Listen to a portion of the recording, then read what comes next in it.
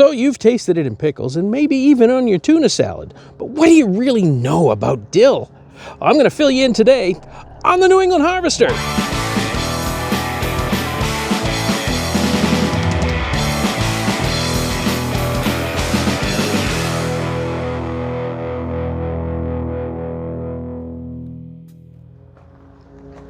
You know, there's something that people say about dill. Plant it once and you'll never have to plant it again. I used to think that was a bit of an exaggeration, but now I've got dill coming up in beds I haven't touched in 3 years. It finds its way back every season, roughly the same spot from seeds it dropped itself on its own schedule without any help from me. And for a plant that most people associate with pickles, that's a remarkable thing, isn't it? I mean, look at these leaves. Look at them. They're not really leaves, though. They're fronds, dozens of thread-like leaflets branching off a hollow stem. The whole structure is almost weightless. Look at it move. Even indoors, even in still air, dill moves. It's probably the most animated herb in your garden. And then let's talk about the smell. It's clean, grassy, bright, with an edge of anise. It comes primarily from a compound called Carvone, the same compound found in caraway and spearmint. Carvone has been studied for its antimicrobial properties and digestive benefits, and dill seed oil has been shown to be active against harmful bacteria, including E. coli. The ancient world knew this before anyone understood the chemistry. The earliest written record of dill as a medicinal herb was found in Egypt 5,000 years ago, where it was described as a soothing medicine. Babylonians were growing it in their home gardens around 3000 BC. In the Jewish Talmud, it appears as a trusted remedy for troubled stomachs. The Romans chewed the seeds after meals for digestion and hung garlands in their dining halls.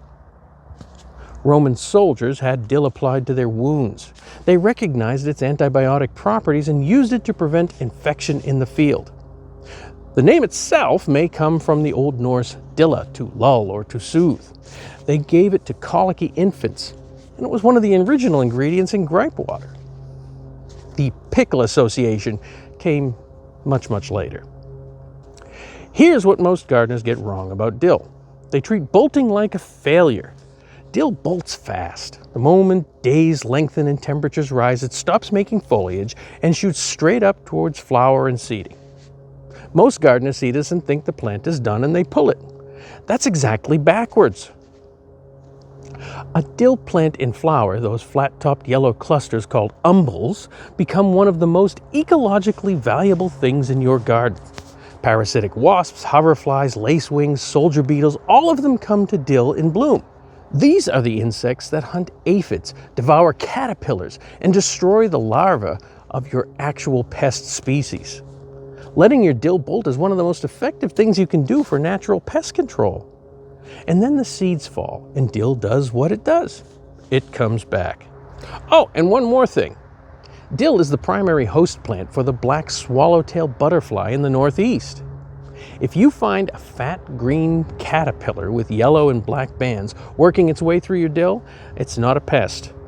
That is a black swallowtail larva. Leave it. The plant can handle the feeding, and what you're participating in is a life cycle that was happening in these fields and gardens long before either of you showed up. Some gardeners plant a dedicated patch of dill just for the caterpillars. They call it a sacrificial planting. I'd call it paying rent. Now, dill in New England. The good news is that dill is genuinely easy to grow up here. It's cool season annual that actually prefers our spring and fall temperatures. That's good news, right?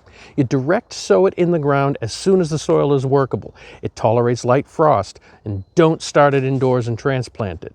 Dill has a taproot and it resents being moved, so direct sow every time. The real challenge is timing the bolt.